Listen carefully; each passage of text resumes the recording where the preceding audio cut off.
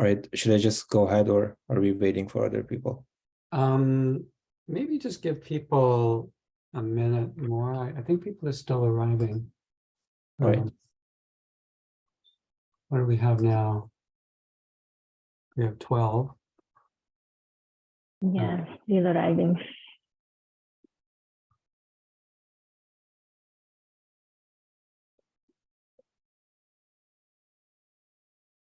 Just one more minute, I guess.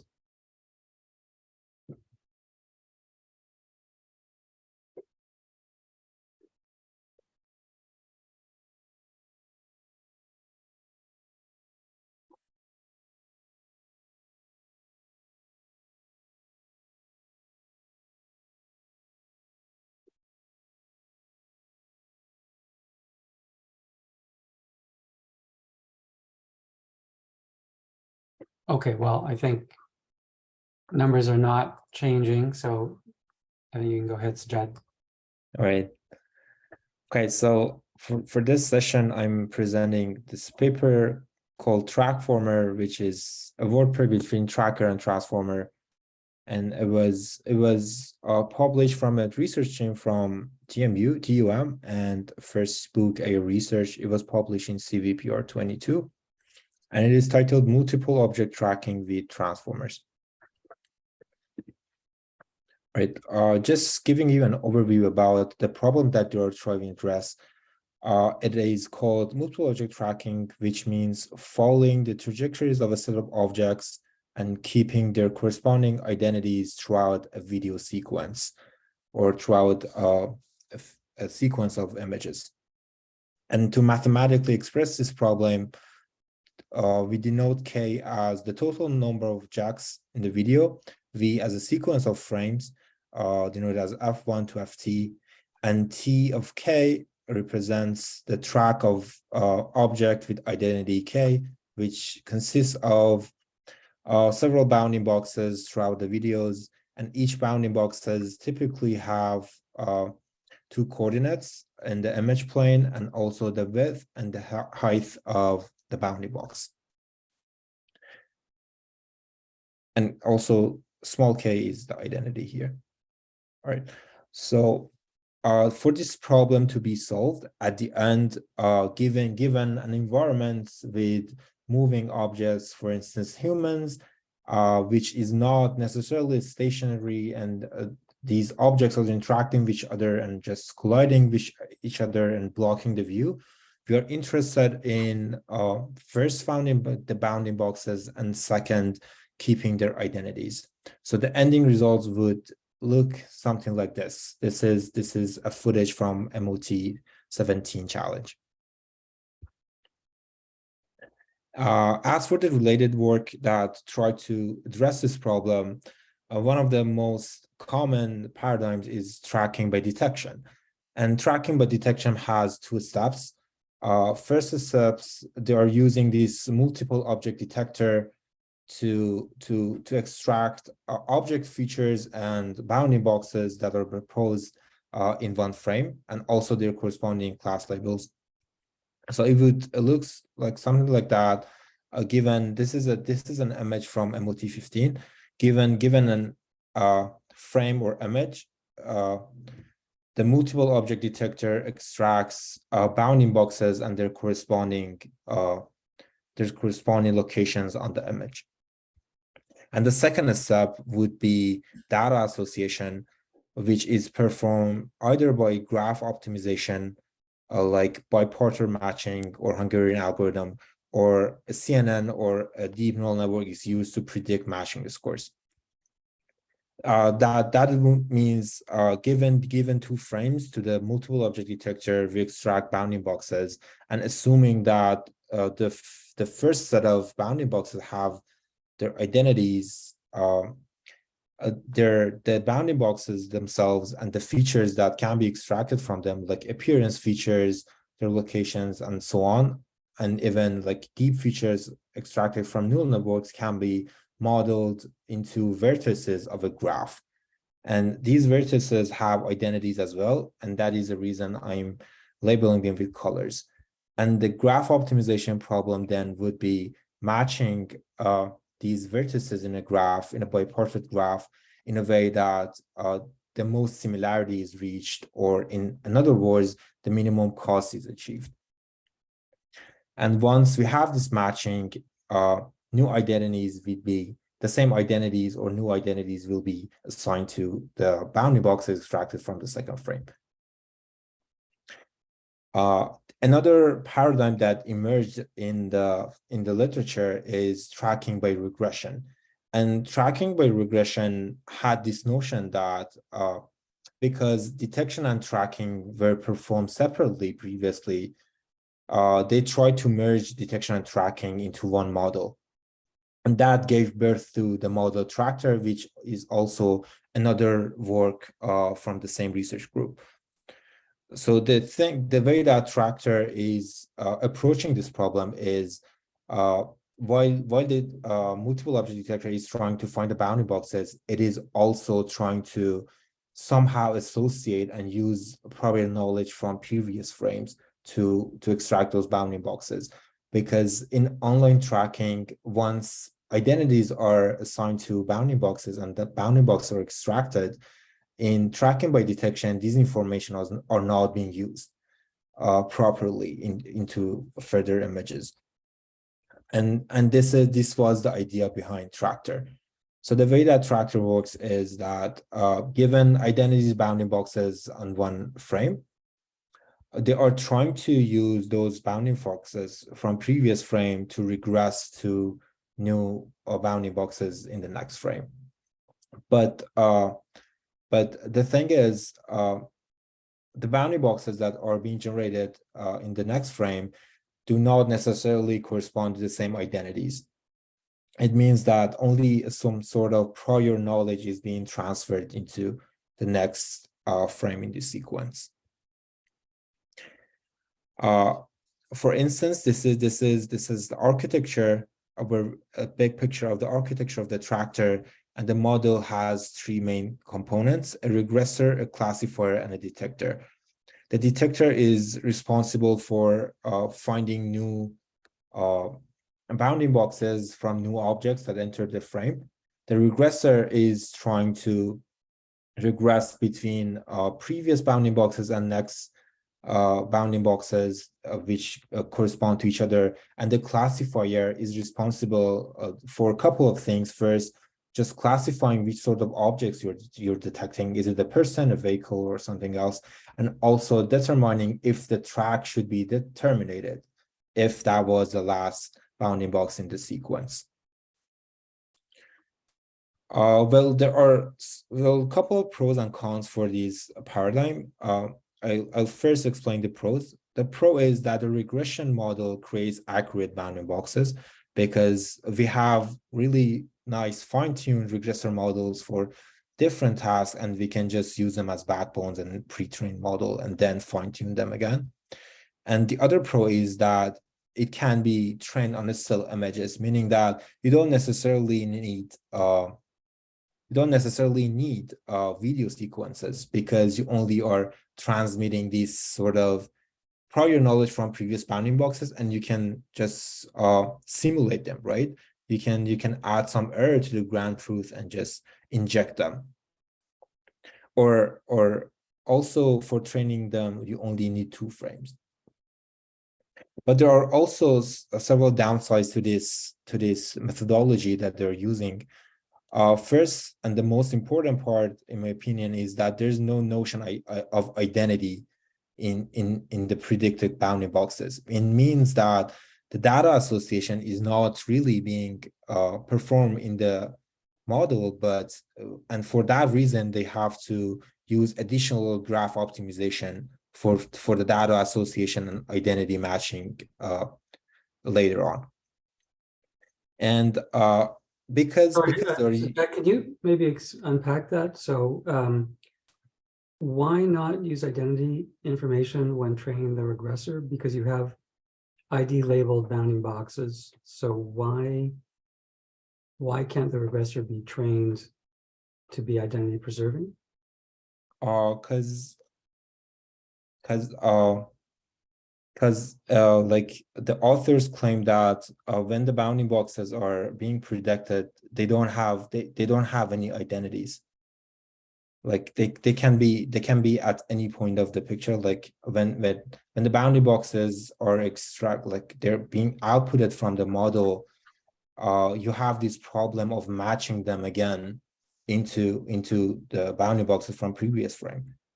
Like Yeah, the identity is not being carried through the network, but you have to like hold them in another memory and then perform the matching at the end again. maybe I don't And understand how the in Tractor, how the regressor is trained, but I thought the idea was as input, you have not just the current image, but you have the bounding box from the previous frame, right? So yeah, you have. you're using that to inform detection, not just of any bounding box, not any object, but the same object at time t. Mhm. And I thought that would be supervised by with ground truth that related to that one object that has the correct identity. All No. right. I don't think so, because like the author, I saw a talk that the author was explaining Tractor, and she was telling that these bounding boxes that are carried from previous frames are more like region proposals. Oh, They don't carry the identity with themselves. And this is some sort of condition in their neural network model on previous frame, and they don't have the identities. But they saw that this identity is being lacked in the network, and they just adjusted the work later on. okay, I guess that makes some sense. So you could pair the positions of the previous and the future bounding boxes to try to train a regressor. But then when you go to use it, it has to deal with it has to use the proposals. So the idea is because you're trying to. Well, the thing is, like when they are trying to train the regressor, they are matching previous bounding boxes with their nearest bounding box that are being detected in the next frame, right? So in a way, the existence of those identities is being carried away.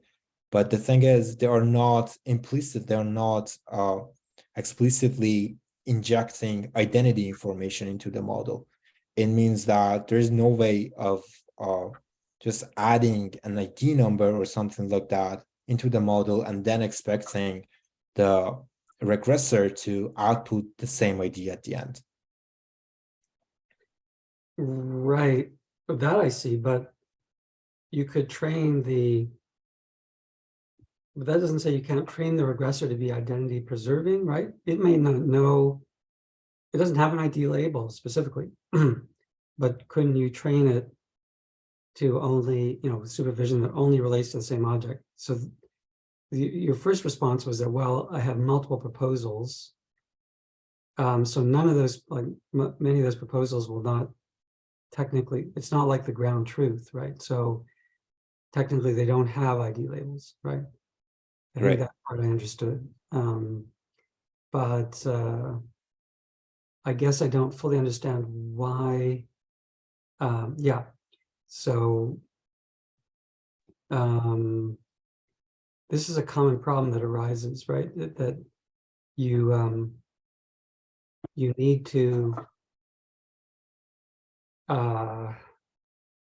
you can't apply the ground truth directly, because if you have a multi-step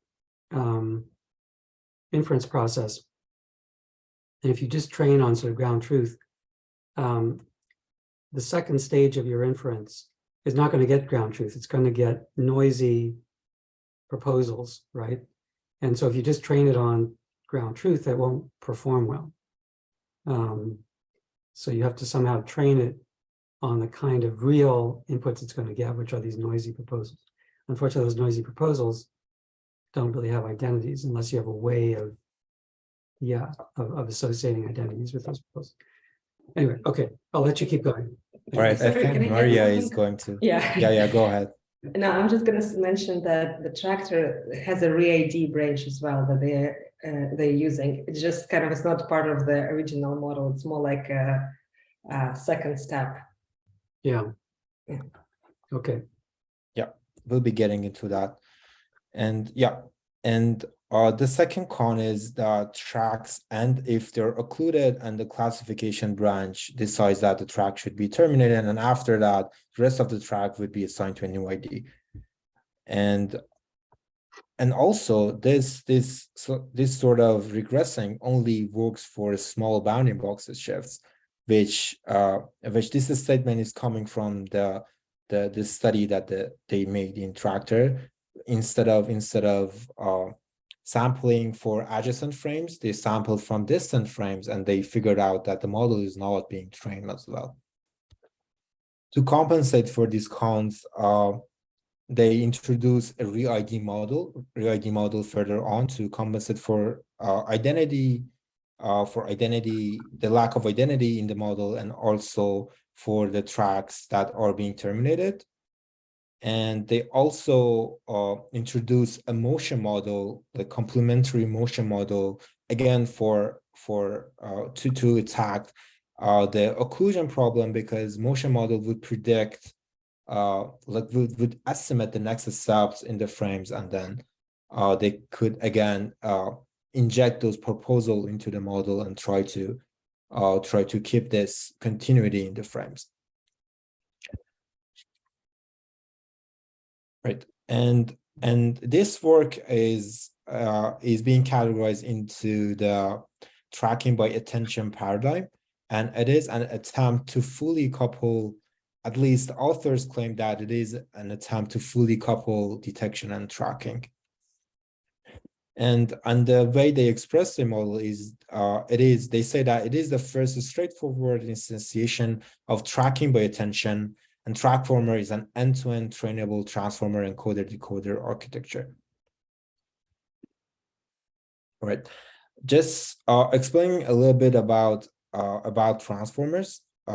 If there are people that are not familiar with this architecture, transformers first appeared in NLP community with the paper "Attention is All You Need," and from that paper, it kind of just got injected into computer vision. And there is a really nice survey about transformer visions that I suggest you read if you're interested in this topic.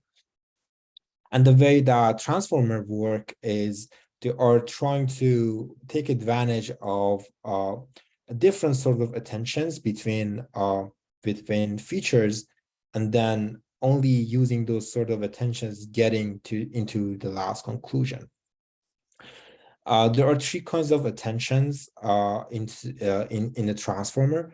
The first part is encoder self-attention. So the transformer has this sort of encoder-decoder architecture in which n number of encoders are stacked into each other, and m number of decoders are stacked onto each other, and then features are being fed into the encoder, and the results are being outputted from the decoder. And it has different sort of attentions. The first part is encoder self-attention, which means that when the image features are being translated into relevant features, we are considering all of them at the same time, and we are applying attention into them. It means that, for instance, previously in a CNN network, when you're extracting features from an image, it is a static, right? It only extracts feature considering the image. But when you're extracting feature via transformer, it is looking into the context. It means that if extracting the features of a car in a street and in a garage would be different in a transformer, because it is applying attention into the image, and therefore the features would be relevant to the context. Also, the same kind of self-attention exists in the decoder part. It means when the features are being processed in each step, the same notion of self-attention being applied into the features throughout the network. And also there is encoder-decoder attention. It means that when the data is being processed into the decoder, features have access to the encoder features. And this is some sort of global kind of information being propagated from the image into the more coarse features. All right. So I hope that I explained it well, because this is really complicated and you have to read the paper to get it. And there are two features that I didn't mention. First, transformer model has this capability to work with different sequence length, and in which means for the NLP case, and in computer vision means it is able to work with different image sizes at the same time. And because it has this capability, it doesn't preserve sequence information and location information. And for that reason, this little part, special positional encoding, is added to the model to inject those information. Okay. So the first attempt to use transformer for vision, which was successful, was transformer for object detection, TETR. And in this model, positional encoding is used with a trainable CNN, and then the features are being fed into the transformer encoder, and objects are being detected into in a frame using the concept of object queries.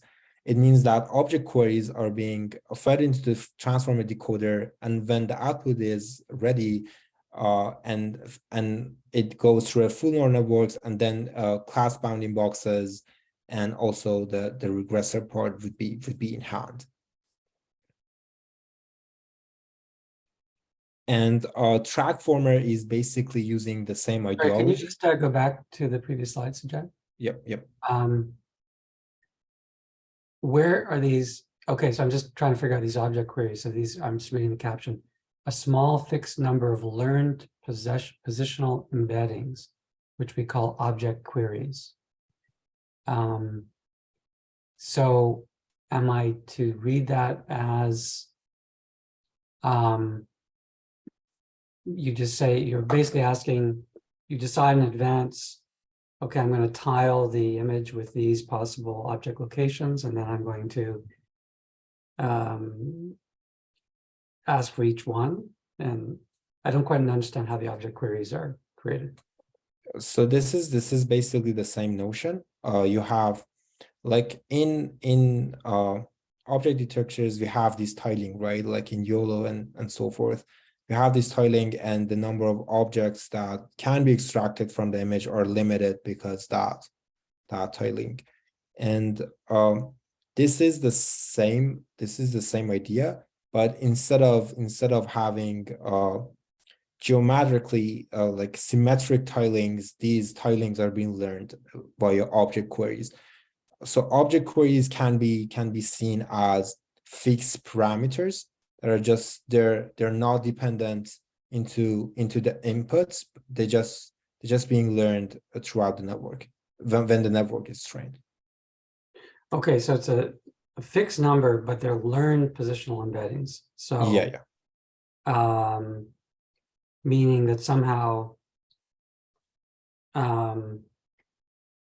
conditional upon the input image, we're going to be asking queries at different locations in the image. Is that correct? I don't think so. I believe that it is not dependent on the image. Well, learn Like, positional embedding. So then it learned. Okay, so it learns that, okay, these are the optimal. yeah.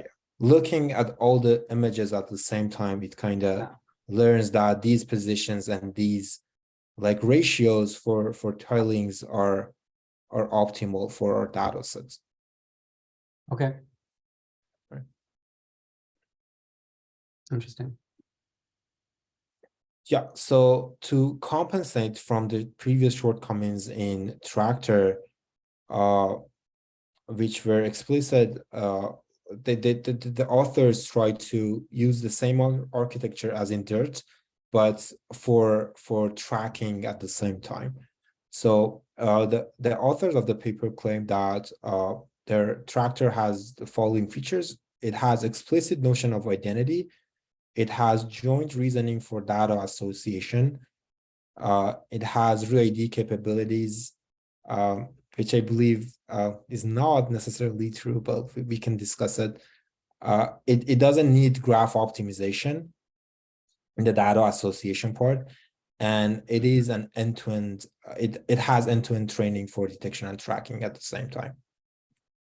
So the way they are trying to do that is when the object queries are output from the transformer, they're just carrying that information and injecting it again, injecting the queries, the objects that are being detected into the next transformer. So it is kind of the information from previous frame is being propagated throughout the video sequence.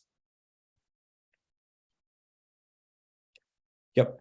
So their key idea was to propagate object queries to next frames. Just looking at this picture, I'll try to explain it a little bit more. Over here, we have the standard object queries that are a fixed number. Here, there are 4. They could be more. And when the output of the transformer decoder is ready, it has implicit information about identity and location, right? And once these bounding boxes, after the MLP port, when the bounding boxes are ready, we can denote them with colors because they have their own identities. So for the next frame, when they are performing the same procedure on the frame to extract detections, we're also adding the bounding boxes with their implicit identities into the transformer decoder. And because transformers have this capability to process information with different length, they are able to do this. You are able to change the number of queries with identity and queries without identity and just feeding them into the decoder. And once you do that, you will get the same identities at the end, and also new identities can be assigned to new objects that entered the frame. This explanation is really high level. In the next slide, we can dive into it. Okay, so are n object and n track constants that are just hard coded? N objects are constants. There are the same object queries as in that, but n tracks change depending on the previous frames. Depending on the track queries we have. Like for instance, in the leftmost transformer, we have 3 objects detected and ID'd, so n tracks would be 3. But in the rightmost transformer, we have 4 objects tracked and ID'd, so n tracks would be 4.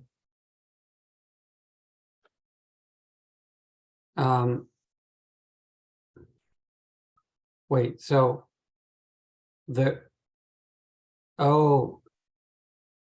so n object is always 4, and that's n object refers to the number of new objects that I can detect at this frame. Yeah. N track refers to those that are carried forward, because there might be one or more of those objects that are background, so we don't carry those forward. Okay, got it. Just adding something here.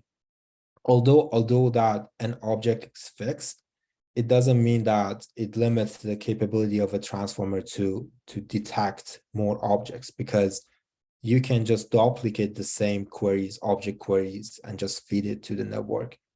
Like instead of 4, you can add the same 4 to the 4 and like feed 8 object queries to the transformer, and it would be able to detect 8 objects instead of 4.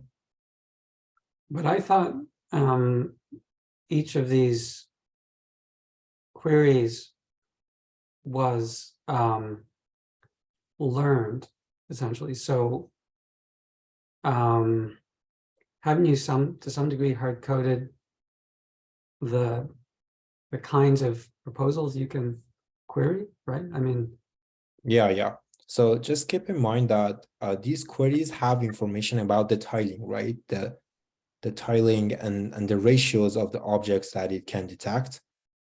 So it would like adding the same queries, just duplicating the same queries means that instead of like 4 cars, I have 8 cars with similar yeah, ratios and similar tilings. So but similar locations, which is no, the location is not explicitly learned here. It oh, might be implicitly learned, but it is not explicit in the object query. okay, The location would be in hand once at the output of the transformer decoder when via like a regressor model, like at the end. okay. Right. So explaining more on the architecture of this network. It has 4 different parts. First, frame level feature extraction with a common CNN backbone, which would be right here, and also adding a special positional encoding to those features. And then it performs self-attention. It encodes encoding of frame features with self-attention in encoder part, and an encoder module will be doing the same thing. So this sort of self-attention will be applied several times. And the third part is decoding of queries with self and encoder decoder attention. And the same process will be performed m times because we have decoder modules stacked onto each other. And at the end, we have this little branch on the top for mapping of queries to boxes and class prediction using MLP. So this little part at the end is responsible for the same task that regressor and classifier had in Tractor. The full neural networks are trying to predict class labels as well as track termination, and the bounding box is just like is a regressor that outputs the bounding box positions.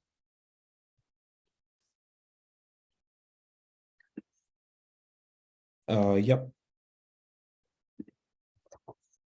So the tracking is being performed implicitly in this model via by attention and with object queries and track queries. The queries that are being fed into the decoder can be categorized into 2 subgroups.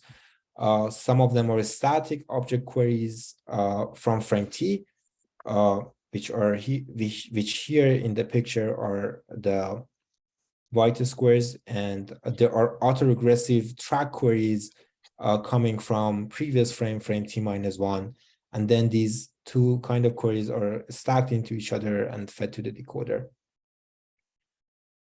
For that reason, new objects that appear in the frame T initials new tracks. So like at the end of the decoder, they will be assigned IDs.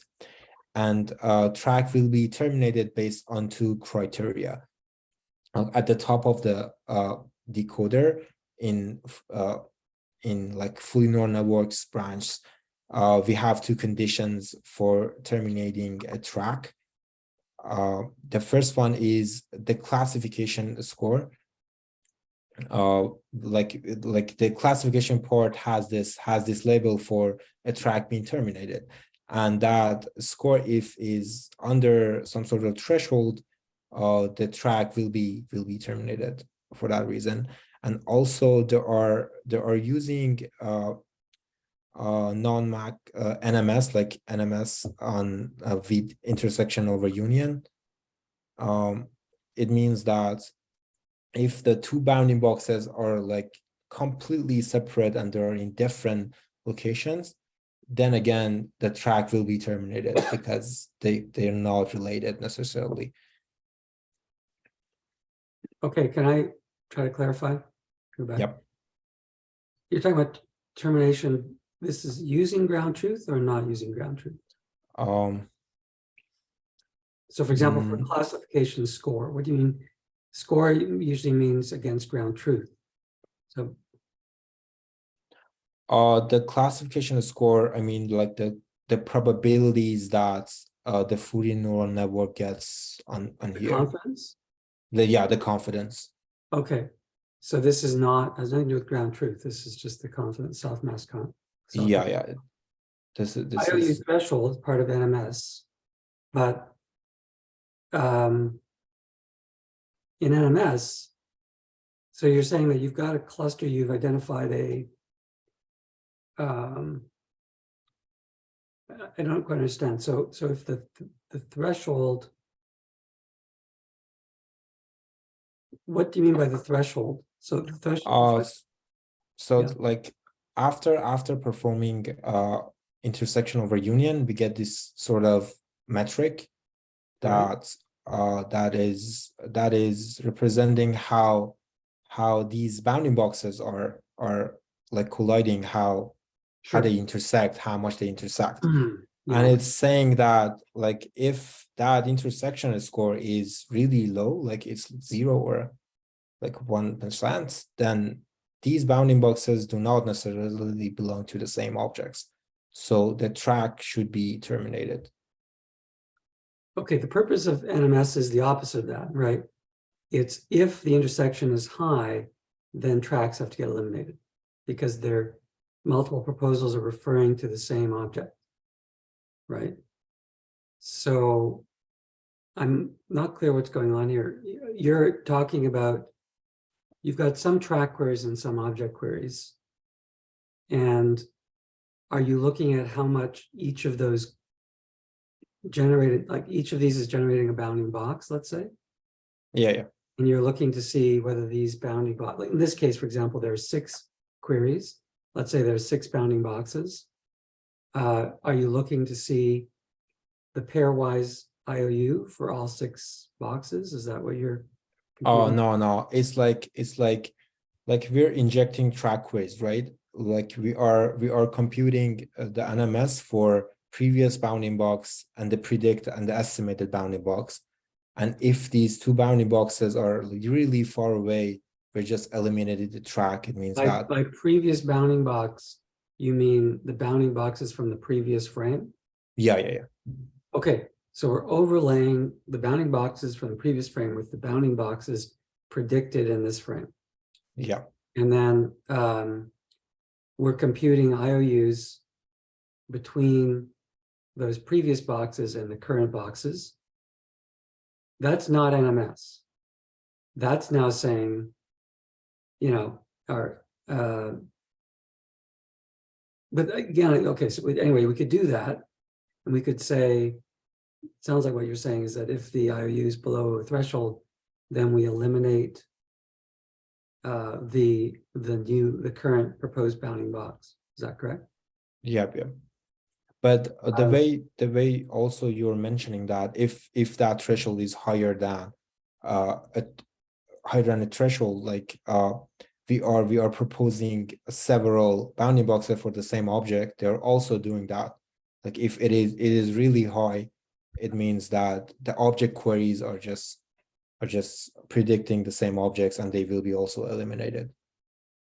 Well, I'm still confused because you can't do non-maximum suppression. I mean, okay, so okay, there's several issues. One is you seem to be saying, maybe what you're saying is if I compare the boxes from the previous frame, boxes in the current frame, and the IOU for a particular current proposal is below a threshold, then I should reject it because it can't be correct.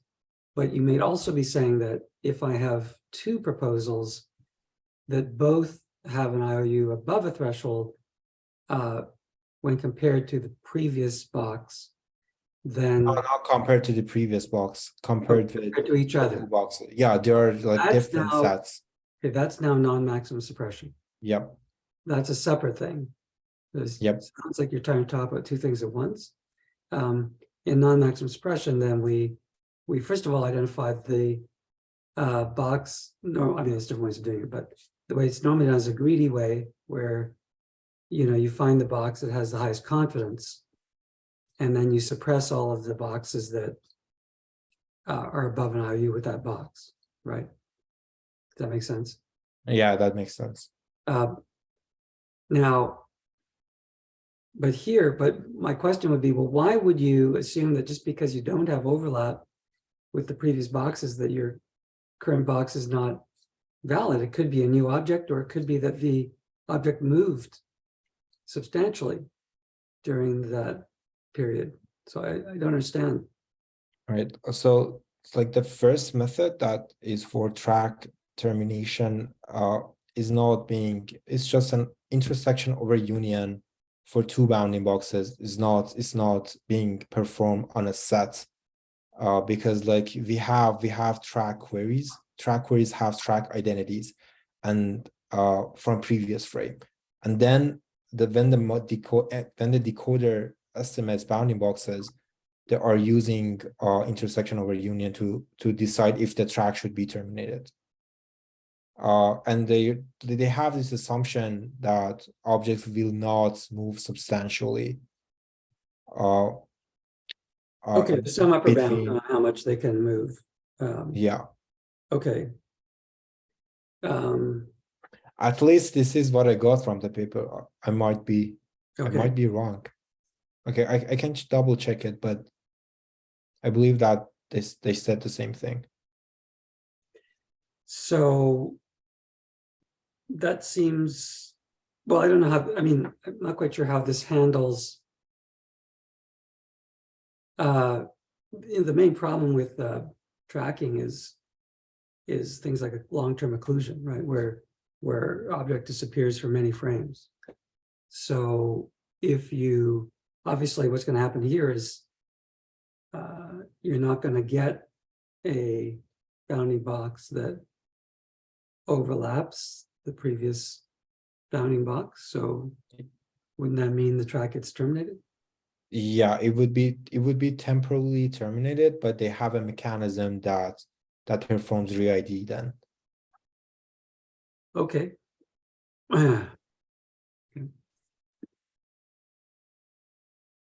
All right, I guess I discussed this part. Yep. Okay. All right, yeah, the re-identification part. So for the model to perform re-ID, they are defining a patient window of T of re-ID is used, meaning that when a track query is terminated, they will keep feeding that track query into the decoder for T frames, up to T frames, and then it will be terminated fully. And yep. And that is their methodology for re-identification. For instance, in this picture, the blue bounding box is like terminated, is out of the picture here. So when the transformer outputs the identities, you don't get the bounding box. You do get the bounding box, but it is classified as terminated. But instead of just completely ignoring that, and you can add it, like you will propagate that information, that terminated track, into the next bounding box and into the next transformer steps.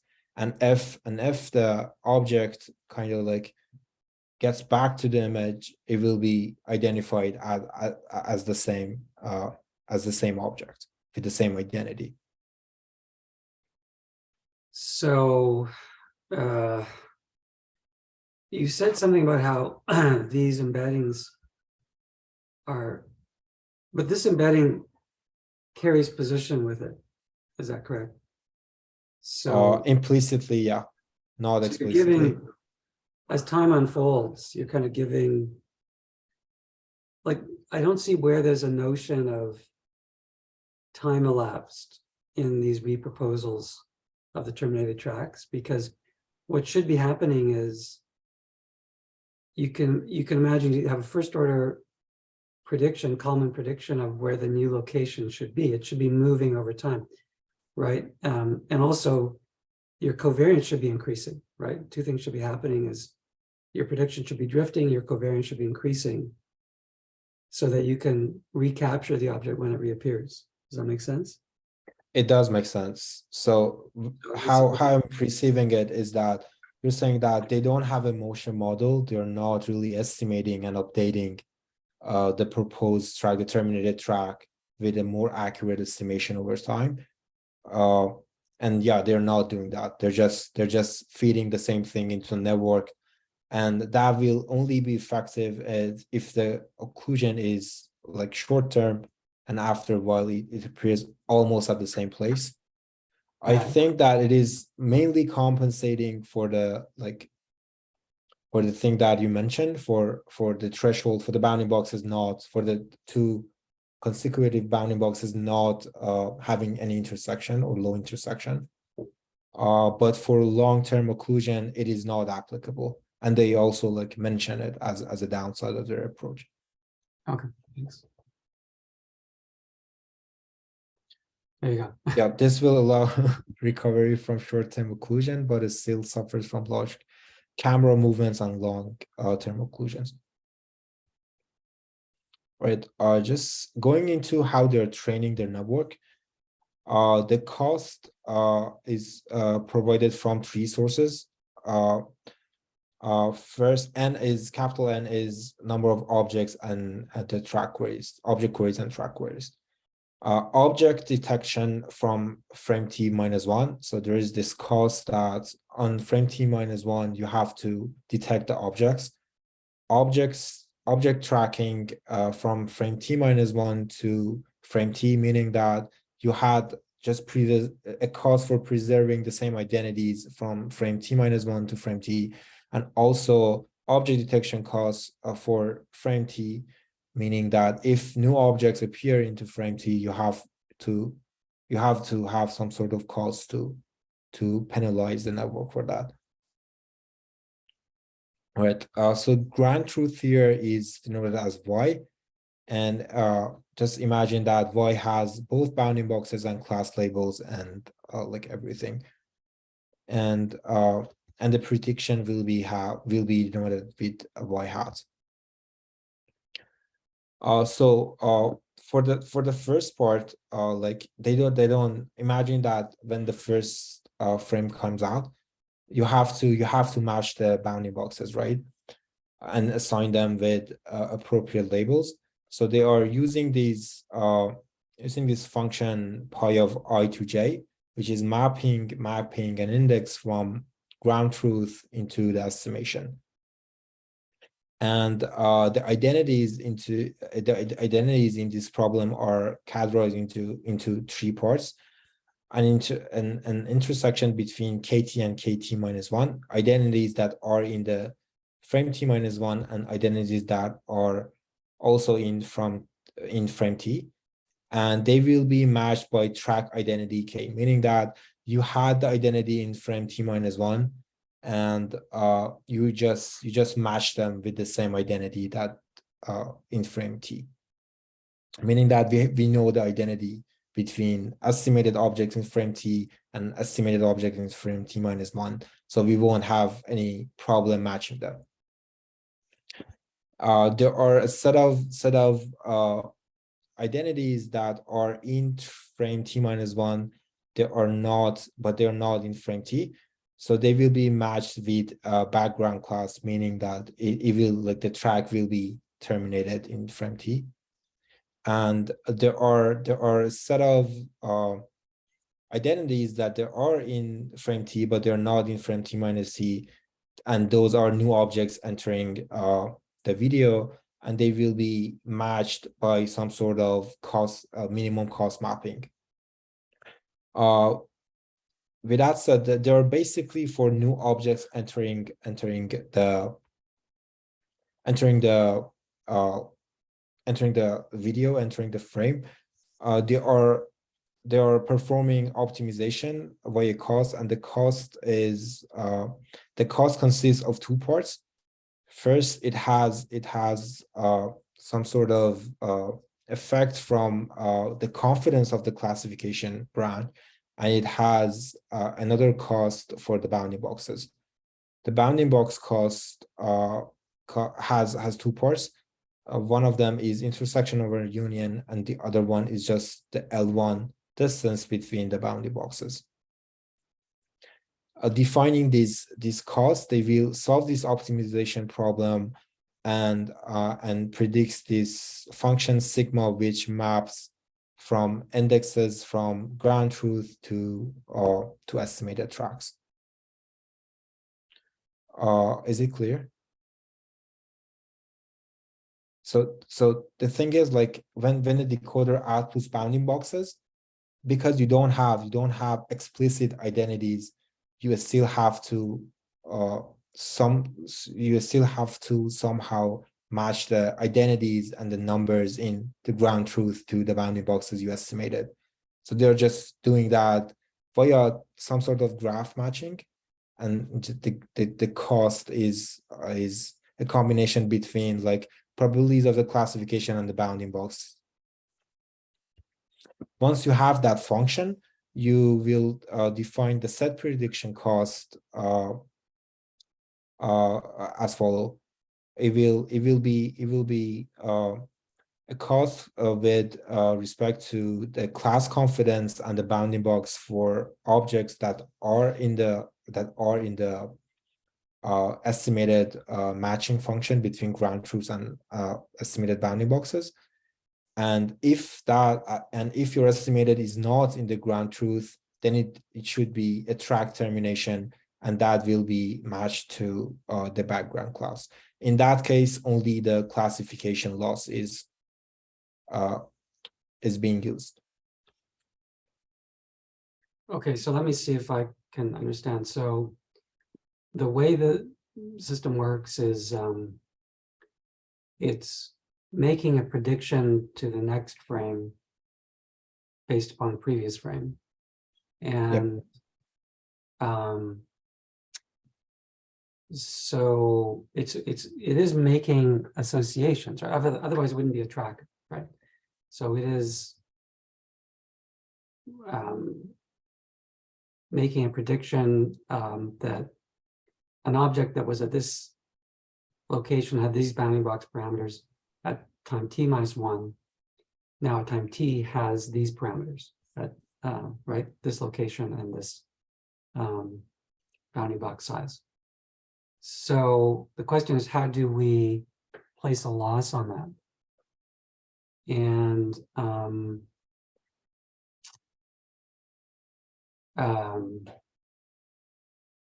so you're solving some kind of bipartite, because we don't have, for each of the bounding boxes detected by the algorithm, we don't have an assignment to the bounding boxes in the ground truth, right? So you're outlining, I think in the previous slide, you're outlining the method they use to make that assignment between ground truth pairs, I guess, and algorithm pairs, right? Between times t minus 1. But it seems to me, I don't know if it's the same as if you just make one-to-one assignments of bounding boxes independently at each time step, then you can just ask the question, well, were these two boxes, one in t minus 1, one in t, were they supposed to be grouped, right? And then you put a loss on them. So didn't quite catch if this is different from that, or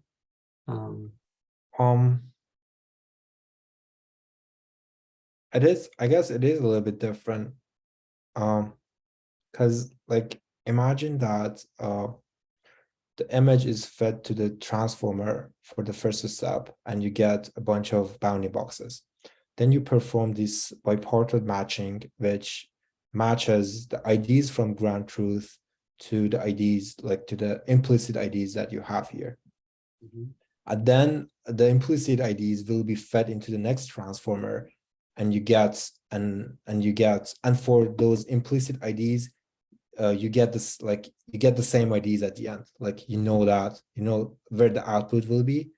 So already you in the next part you already have the IDs for those implicit track queries carried away from previous frame, and again you get these new bounding boxes from frame T, and you perform bipartite matching again to assign new IDs from ground truth to those new tracks, to those new bounding Well, boxes.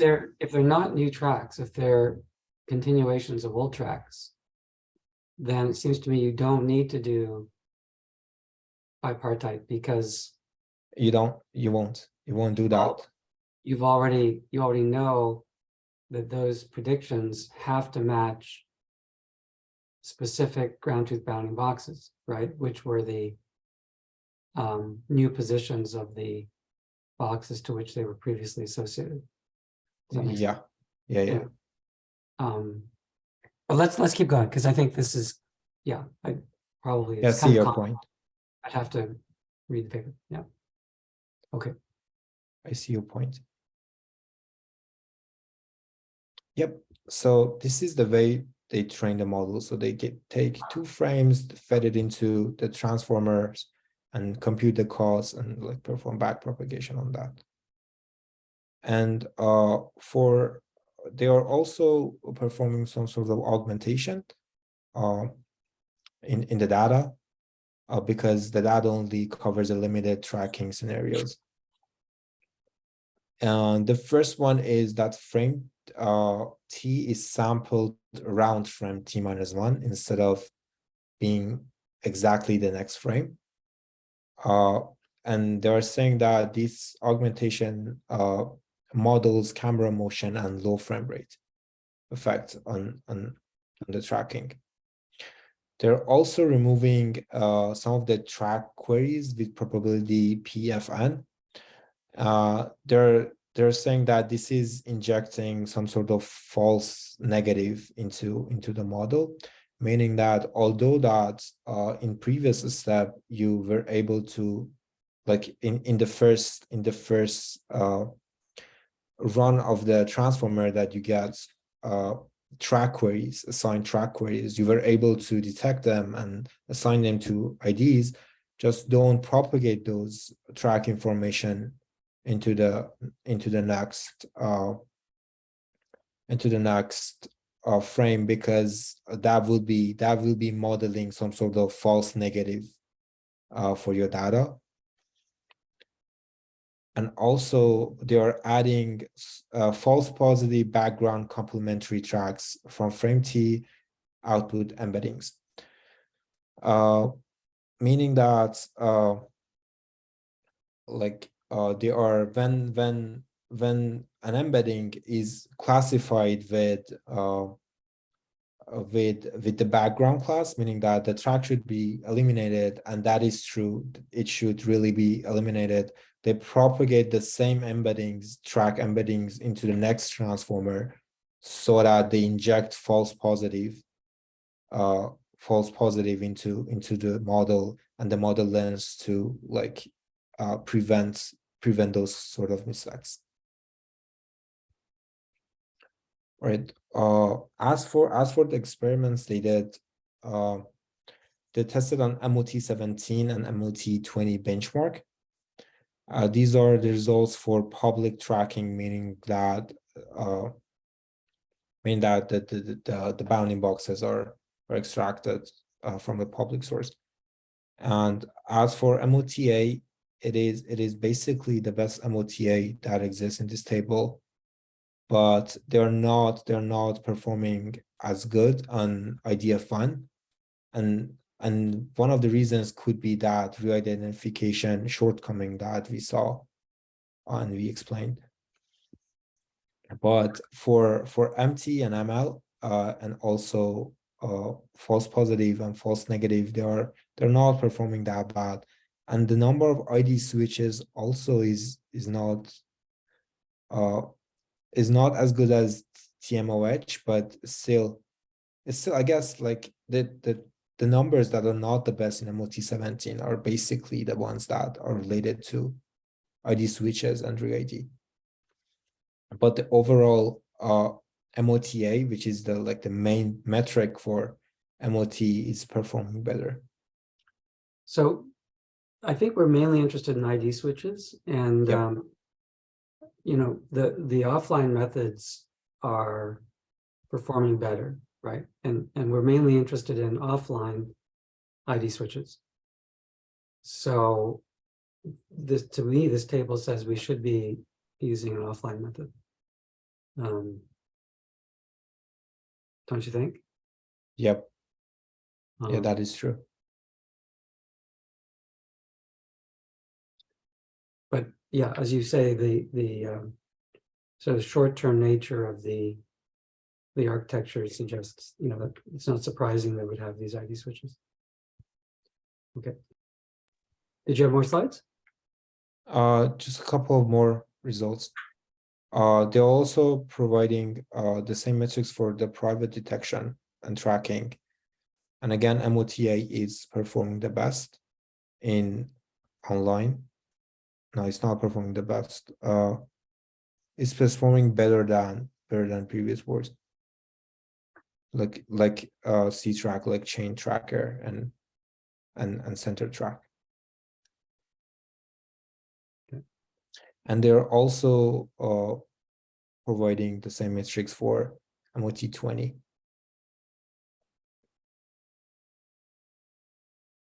They also did an ablation study on the parts that they are putting into the network, including the pre-training phase that they're pre-training their transformers, re-identification module, in which we see that when they omit re-ID, they only gets like 0.1.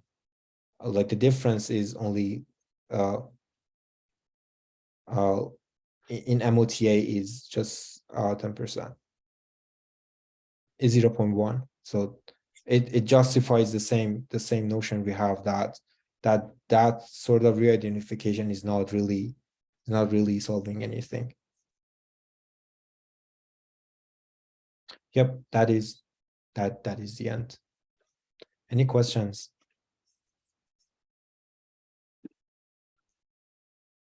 Nice job, Sajjad. Thank you so much for presenting a fairly challenging paper.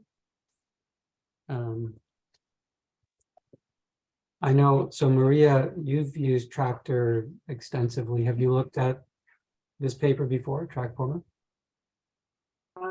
I've seen it, but I haven't really looked into that. Yeah. I think that in some way I kind of failing to understand how it compared, like how compared to like Center Track and Pair MOT, which I think is kind of a little bit different in terms of how they address this kind of this tension and regression, checking regression, but it also seems something similar. And I think performance, it's also like if looking at MOT, it does better on ID switches, and but it's maybe falling behind a little bit on order. So it seems like the performance is still not very clear, the huge gains you get with this one. I don't know, might be wrong. I also wonder, so the code is available, I guess, but I don't know if you needed to fine tune, if these transformers do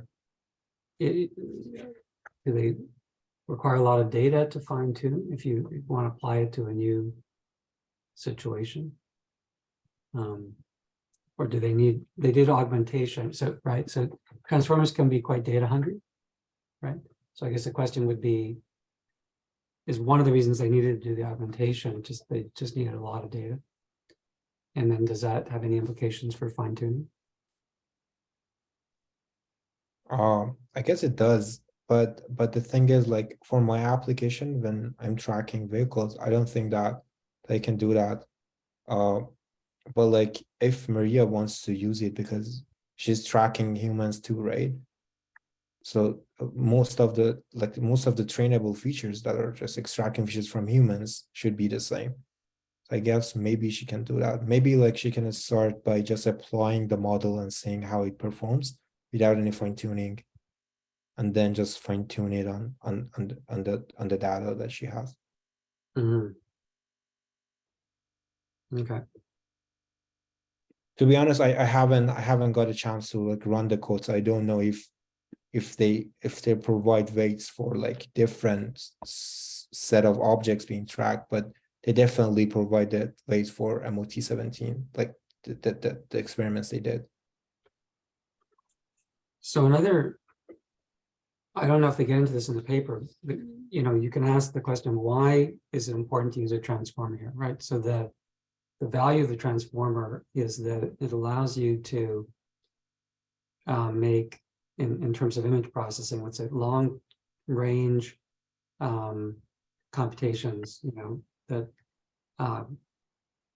are conditioned upon information in different places in the image. And that might vary from image to image, right? And so for a scene understanding, you know, where you'd have to do object, could be, for example, you can imagine like single view 3D modeling, or maybe object recognition, that's useful.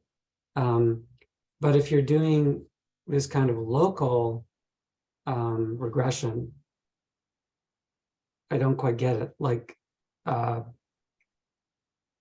certainly interaction between tracks is important, but again, that's a spatially local phenomenon, right?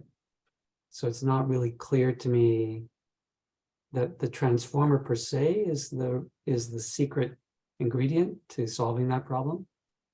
Rather, I think it's the idea that you have to consider the fact that tracks interact, right? But the kind of interaction, attention here is, maybe I don't understand, but you know, in a transformer, the attention is really about interaction of the data at arbitrary kind of locations. Like originally in language, it was the fact that, you know, you could have a verb here and a subject way down the sentence, right? And then you had to be able to connect them. But here, the kind of the interaction occurs spatially locally. So it seems like you wouldn't necessarily need a transformer to do that. Anybody have any thoughts on that? Yeah, I agree. And thinking about it, just like in language modeling, the idea to use attention is that if you have two terms that are far apart along the sentence, you would be able to correlate them. Maybe a more fruitful approach would be to think about the visual input in time, and you're trying to correlate perceptions of the same object over time, just like you would along the length of a sentence. But that's obviously not what they're doing here, because the element that provides connection over time is that the output of one turn of the transformer is entered in the next turn as a query. And this is where you implicitly get the discontinuity over time. And it's not that the transformer is looking over a segment of video in time, and then it's trying to find a correlation. No, it's temporally local. It's just one frame to the next. And even, I don't think in tracking, like person or vehicle tracking, I don't think it has that same quality of language as requiring this long range connections. This would be true if you had a causal, let's suppose you're analyzing a motor vehicle accident, right? So at one time, maybe a wheel falls off a car, right? And then 3 seconds later, 100 frames later, that vehicle crashes into a barrier, right? So you need to connect that earlier event to that later event. That would be a good example of how that long range connection was required. But here we're just trying to do tracking, right? So I'm not sure if, yeah, maybe if you wanted to survive long occlusions, then temporal attention would be useful. Yeah. Because, yeah, you could see that conditioned on the fact that I have this object that's occluding, I need to connect these two temporally distant things. But that's not what this paper is about. Yeah. And also, I always have a hard, personally, I always have a hard time when they say that, oh yeah, that there is this approach of tracking by detection, where you detect an object and then you try to correlate the detections over time. But then there are different approaches, and I always have a hard time understanding what exactly is different, because in the end you need to have detection on every input, and you're trying in some way to correlate one detection to another detection, even if it's not explicitly through bipartite through bipartite matching and so on. Yeah. I mean, intuitively, it makes sense that if you want to know if there's an object here, then yes, you can just look at the information in that frame. But if you knew that in previous frames there had been an object moving in a certain direction that would predict an object in that current frame, then that would increase the probability, increase your confidence that there's an object at that location, right? And so intuitively, there's the two problems of tracking and detection are coupled, right? And so what that suggests is, well, you don't want to make a hard decision on the presence or absence of an object at this location without being informed by tracking, right? So there's two ways you can handle that. One is, okay, I compute a confidence that there could be an object here. And then when I finally commit, I integrate that with tracking information. I decide whether to propagate that forward. That still kind of fits within a tracking by detection model, as long as you retain not just like hard decisions on the detections, but you kind of entertain an over complete set of hypotheses, right? And then you allow them to be informed by tracking. That's kind of an approximation, right? Yes. But the ideal thing is you just have a posterior distribution based upon object detection. You integrate that with what you can think of as a prior that comes from your tracking, right? That would be kind of the ideal form. But that's really like Kalman filtering, right? So yeah, I don't know. I feel like well, you tell me if you guys like Maria and Sajad, whether you agree. I'm not sure that detection is really the bottleneck, right? I'm not sure it's so critical to integrate tracking with detection. I think take a state-of-the-art detector. I feel like then work on tracking. Using that detector, try to understand like occlusions and the long-term statistics and so forth. I think that's, to me, those are the challenges. Yeah, I do agree on that. I don't think that the best performance we're getting on MOT is from transformers at the moment. Like there are really challenging stuff like long-term occlusions in the tracking that people don't have any answer to at the moment, and I believe that the answer, like the approach to solve that, is to inject priors into the problem. And these sort of short-term priors that are only coming from two frames are not really able to solve the tracking. Yeah, I think that's right. Okay, I think we're over time, but that was great. Many of you probably want to go have some lunch or something. So, thanks a lot, Strad. Do we have another journal club coming up in 3 weeks?